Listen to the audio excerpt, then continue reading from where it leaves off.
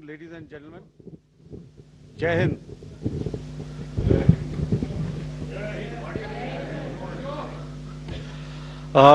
Welcome to this special press conference on Operation Sindoor. We will begin with opening statements by the three senior officers to my right here, who have been directly overseeing operations during Operation Sindoor. We have Lieutenant General Rajiv Ghai, Director General Military Operations, who will cover the aspects related to land domain. Air Marshal A.K. Bharti, to his right, Director General Air Operations, will provide insights on the air domain. And to my right is Vice Admiral A.N. Pramod, Director General Naval Operations, who will cover aspects on maritime domain. Following their briefings, we will move on to the question answer session. I now request the DGMO to commence the opening brief. Thank you, Sandeep. A very good evening to all of you, ladies and gentlemen. You are all by now familiar with the brutality and the dastardly manner in which 26 innocent lives were prematurely terminated at Pahalgam on the 22nd of April. When you combine those horrific scenes and the pain of the families that the nation witnessed with numerous other recent terrorist strikes on our armed forces and defenseless civilians, we knew that the time had arrived to make yet another compelling statement of our resolve as a nation. Operation Sindoor was conceptualized with a clear military aim to punish the perpetrators and planners of terror and to destroy their terror infrastructure. What I do not state here, of course, is the often stated determination of India and its intolerance to terror. It set into motion a very diligent and microscopic scarring of the terror landscape across the borders and the identification of terror camps and training sites.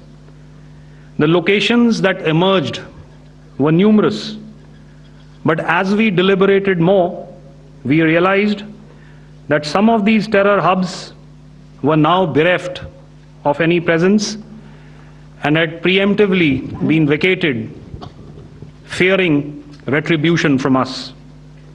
There was also a term of reference and our own binding, self-imposed restriction to target only terrorists and thus prevent collateral damage.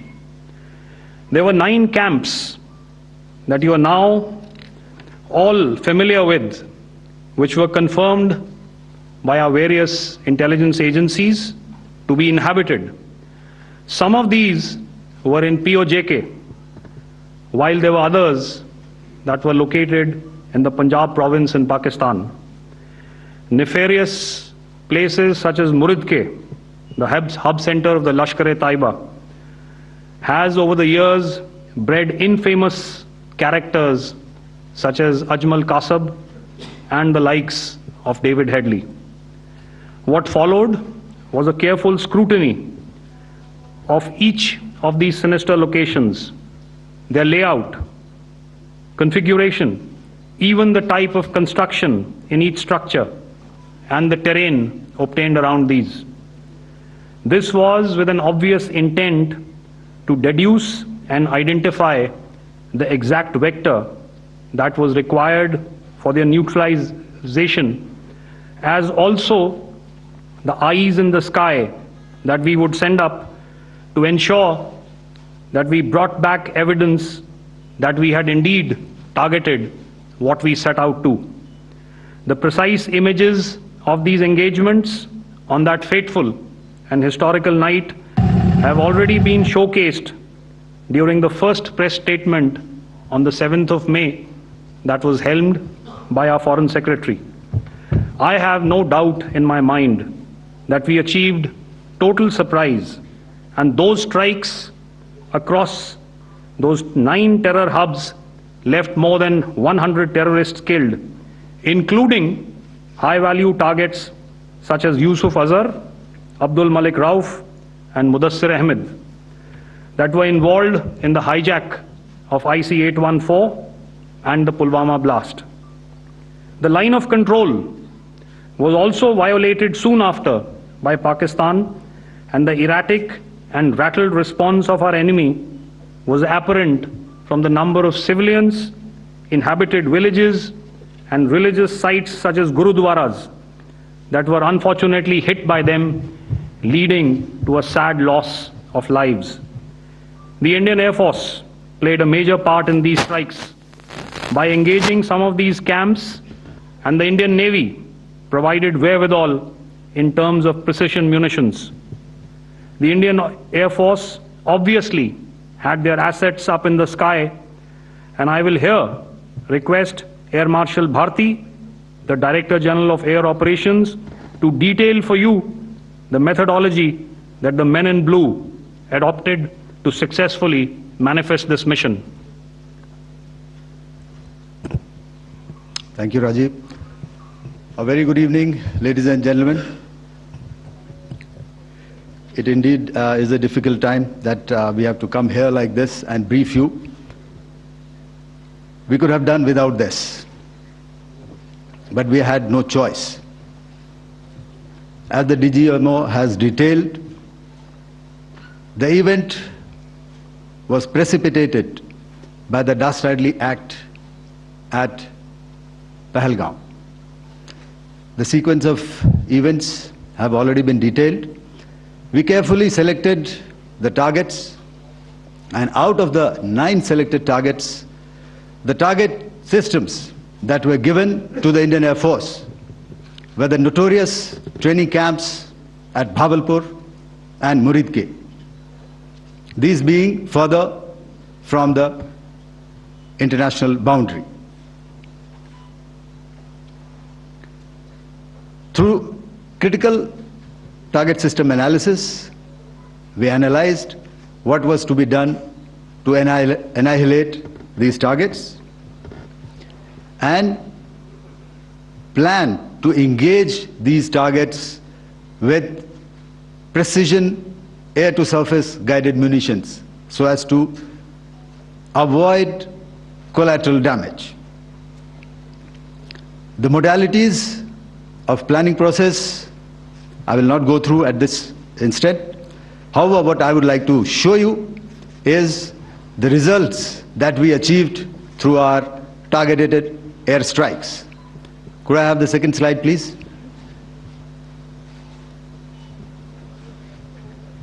Yeah, change, please.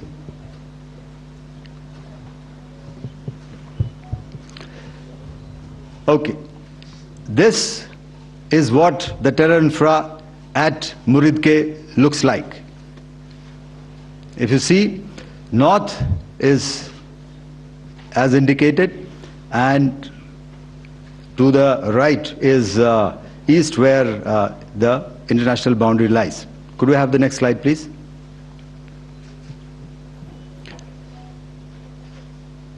Orientating. Just go back to one slide.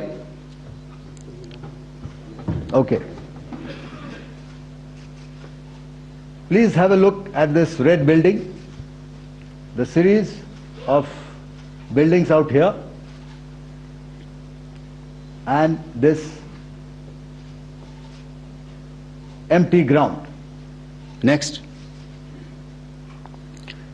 If you relate, the empty ground is here, and you see this is the first weapon that is impacting. This is the impact point number 1 on Muridke training camp with our precision guided weapons on early morning 7th.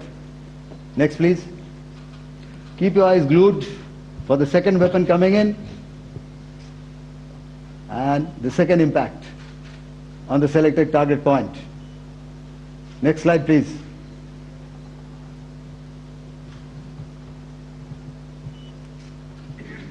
Third weapon, third impact. Continue.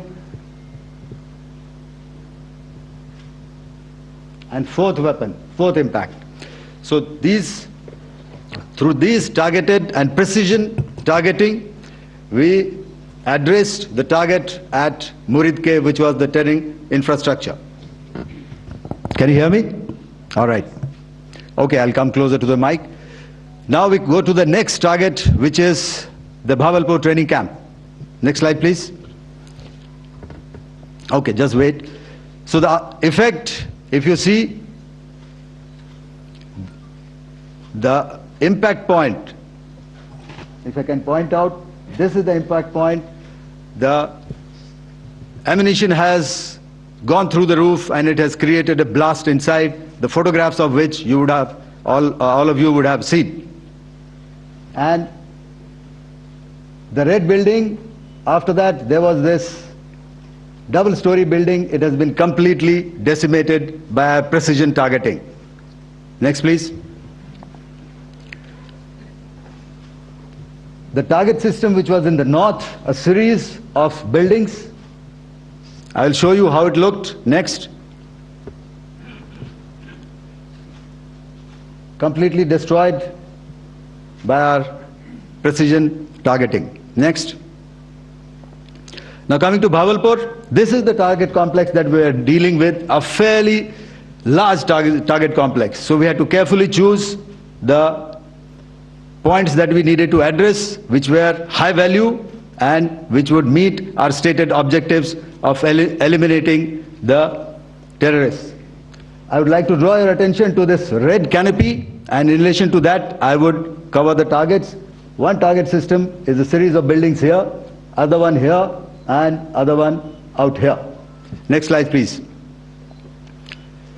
This is how it looked before, and this is how the building looked after the impact of the weapon, and orientation in relation to this red canopy you can see here. Next, please. Before, next, and after. The roofs have completely collapsed. Next. This is the target system. Next. Precision targeting, and we have achieved our objectives here. Next. All right, so that was what we did on the 7th. Our objective was to address these two terrorist camps, and that we did with precision. And thereafter, we maintained a robust air defense posture, because remember, our objective was to target the terrorists and terrorist infrastructure, not any other infrastructure, not the Pakistani military, not the Pakistani any other infrastructure. So that is what we have maintained on the 7th of May. However, what we saw in the evening of 7th of May, we were saturated with a raid of Pakistani unmanned aerial vehicles and small drones. And these came in waves in our civilian areas, over our military installations, and all of them were successfully intercepted. Few of them did manage to land. However, there was not much damage that they did. And we have our robust counter-US hard kill and soft kill systems which did the job. However, the difference here was that we had targeted the terrorists. The adversary now has targeted our civilians and the military infrastructure. So it had to be responded to. So in a quick and calibrated response, that very night, we struck their radar installations at Lahore and close to Gujranwala, the LYT installation, to indicate to him that we are ready, yet we do not want to escalate. Our fight was with the terrorists and not with the Pakistani military establishment. Thank you. Thank you, Air Marshal Bharti. So, ladies and gentlemen, he's outlined operations not only on the night of 6th and 7th of May, when Operation Sindoor commenced, but also on the subsequent night. Being well aware and familiar with the congenital and impulsive nature of our adversary, and even though we did attempt to reach out and communicate our compulsions to strike at the heart of terror to my counterpart in the immediate wake of Operation Sindoor, the request was brusquely turned down, with an intimation that a severe response was inevitable and in the offing. We were, of course, prepared. Operations on the 7th and the 8th, Air Marshal Bharti spoken about. On the night of 8th and 9th of May, they flew drones and aircrafts into our airspace all across the borders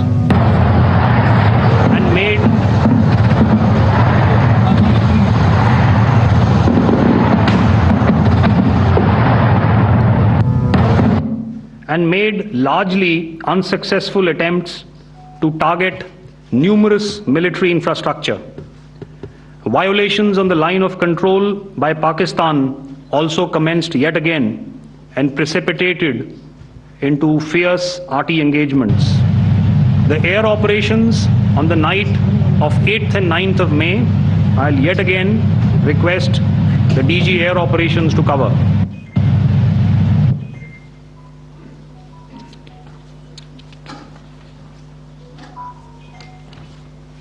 So I just covered what happened on the night of 7th and 8th.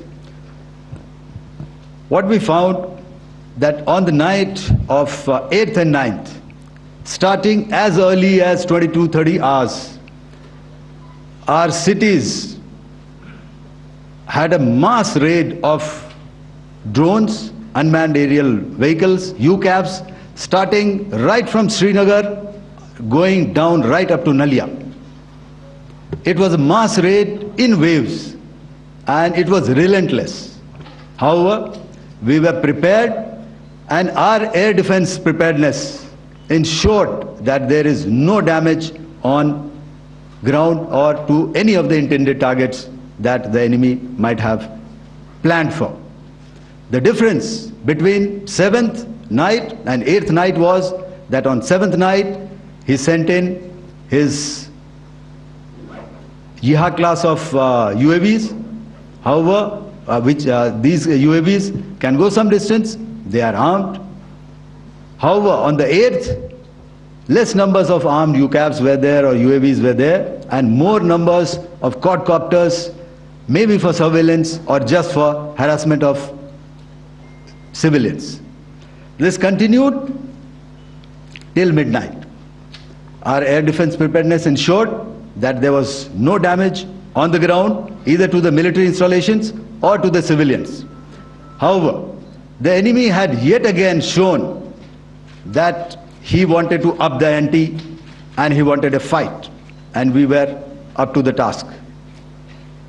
In a measured and calibrated response, we once again targeted his military installations, which included his SAM sites at Malirkant.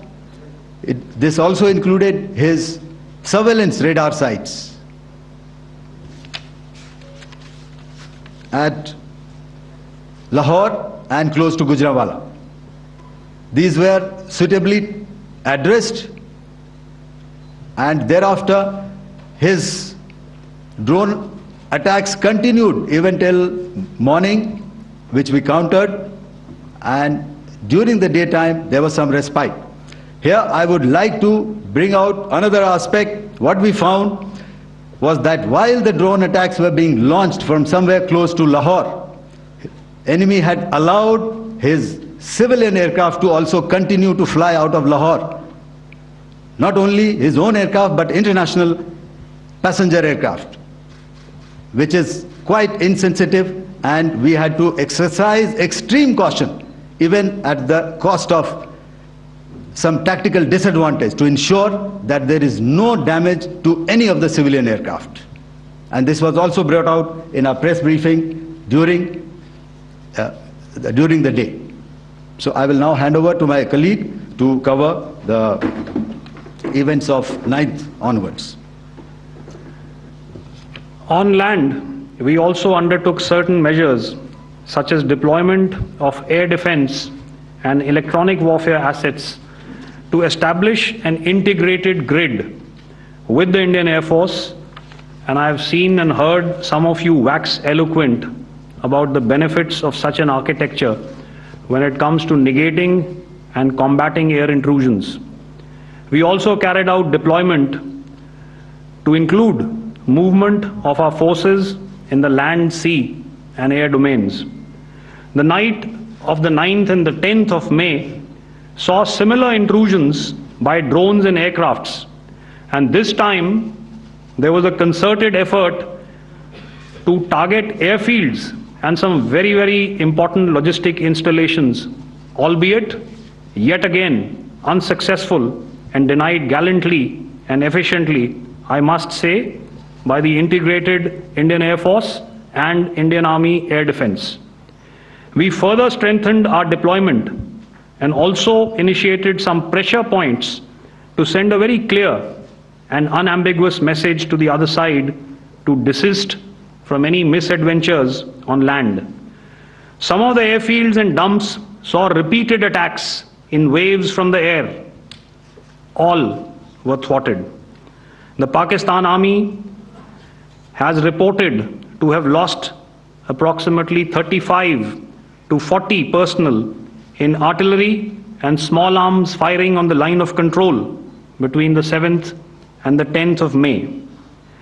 What the other side had probably also not reckoned with was the speedy and precise turnaround and hit back by the Indian Air Force. And I will yet again ask Air Marshal Bharti to speak about these significant and game-changing strikes. I will thereafter request Vice Admiral Pramod, my colleague and Director General of Naval Operations, to tell us about some very telling naval maneuvers in the Arabian Sea that exerted pressure on the night of 9th and 10th of May. Over to you, sir. Thank you. Commencing about 2000 hours, that is 8 p.m. local time, on 8th of May, several Pakistani unmanned aerial systems, drones, combat vehicles attacked multiple IF bases. These included Jammu, Udhampur, Pathankot, Amritsar, Bhatinda, Nal, Dalhousie, Thois, Jaisalmer, Uttarlai, Falodi, Nalia. These were almost simultaneous and they came in waves. All our AD guns and other systems were waiting for them.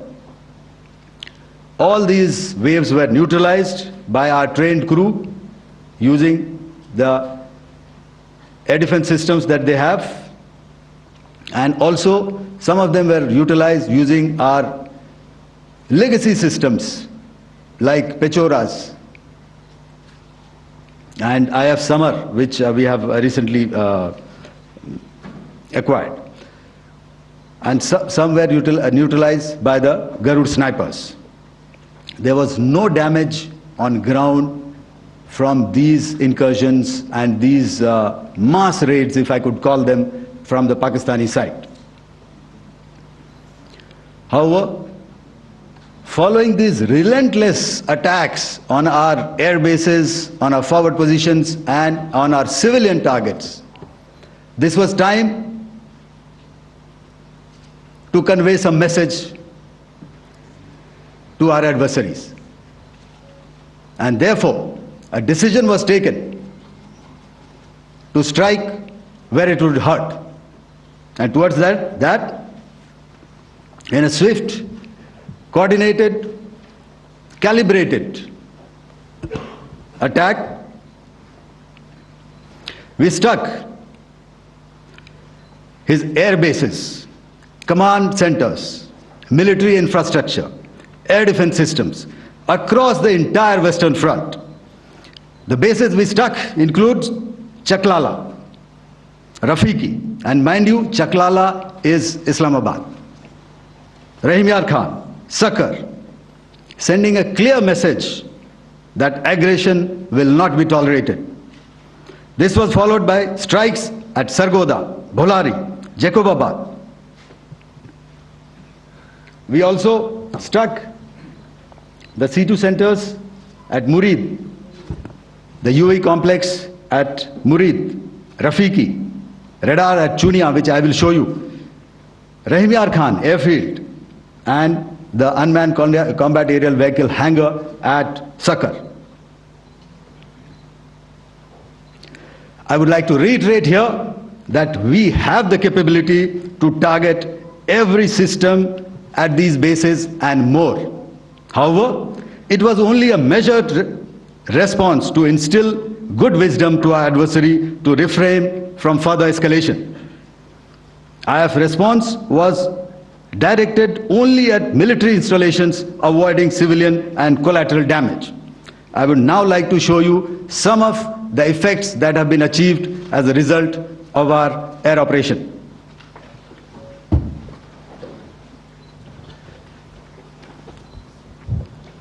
Here is the Pasrur air defense system, if you could see. Zoomed up view, this is the radar mounted on a high tower.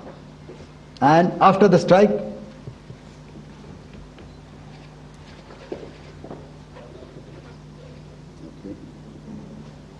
let me manage. Thank you. Can you hear me? Yeah, thank you. And after the strike, this is what has happened. This radar has been taken out, completely burnt. Next slide, please. The Chunia air defense radar, which was taken out on 7th and 8th. This is the radar site. A blown up photograph, once again, on a tower. Not very clear, but what you see very clearly is the after effect after we have struck. The radar head has been completely decapitated. Next slide, please. Arifwala air defense radar. In this complex, you see how it looked before, blown up image, and after really blown up. Next. Now coming to Sargodha airfield. Remember, this is one of their important airfields wherein they have a lot of assets, F-16s, other assets which they keep getting, training institutes.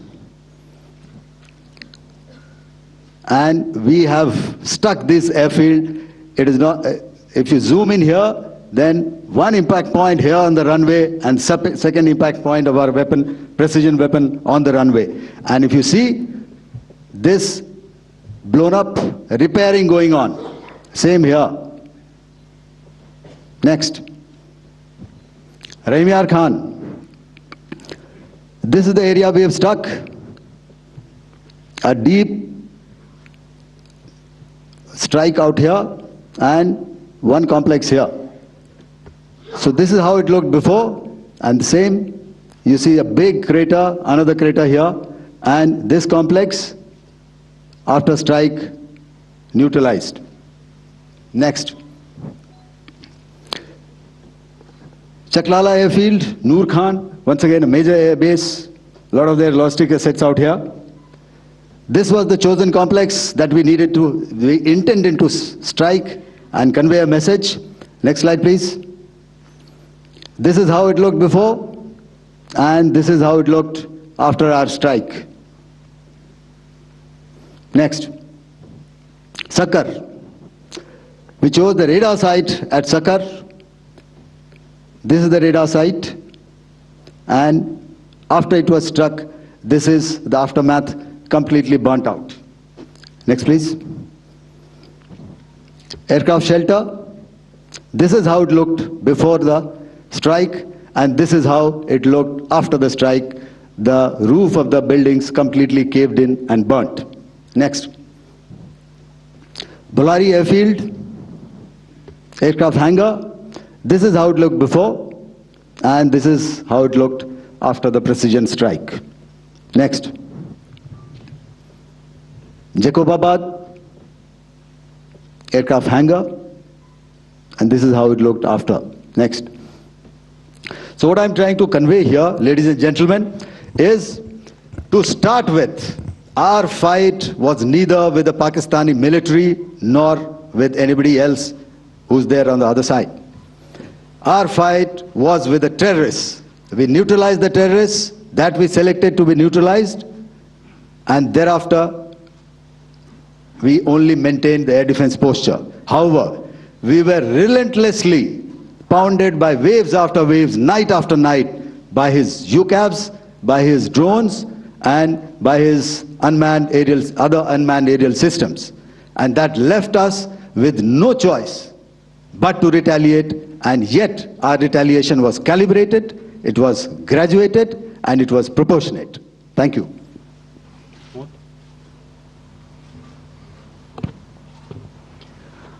Good evening, ladies and gentlemen.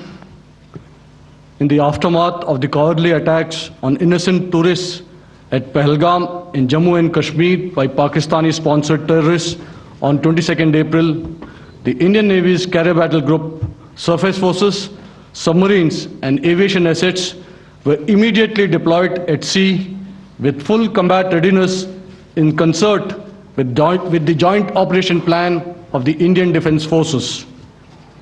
You may be aware that we tested and refined tactics and procedures at sea during multiple weapon firings in the Arabian Sea within 96 hours of the terrorist attack. The aim was to revalidate our crew, armament, equipment and platform readiness to deliver various ordnance on selected targets precisely. Thereafter, our forces remained forward deployed in the Northern Arabian Sea in a dissuasive and deterrent posture with full readiness and capacity to strike select targets at sea and on land, including Karachi at time of our choosing.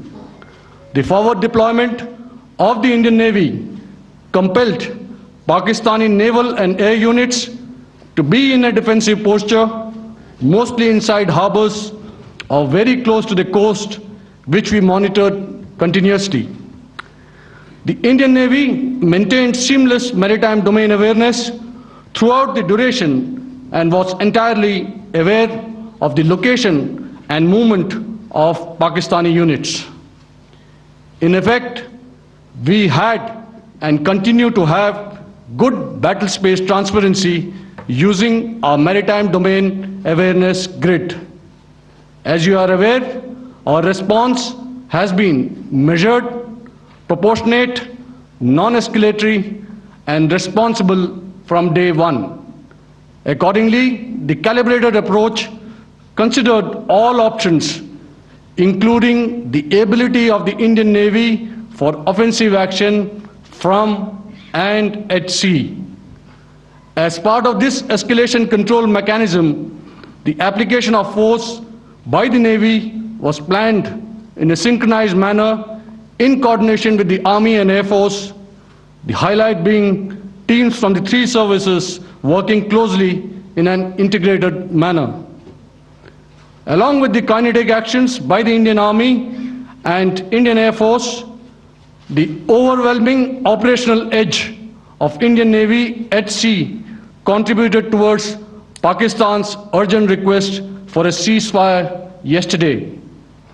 As we speak, Indian Navy remains deployed at sea in a credible deterrent posture to respond decisively to any inimical action by Pakistan or Pakistan-based terrorists. Thank you. Samno Varna, Jai Hind. Now I'll hand over to Director General Military Operations for further proceedings.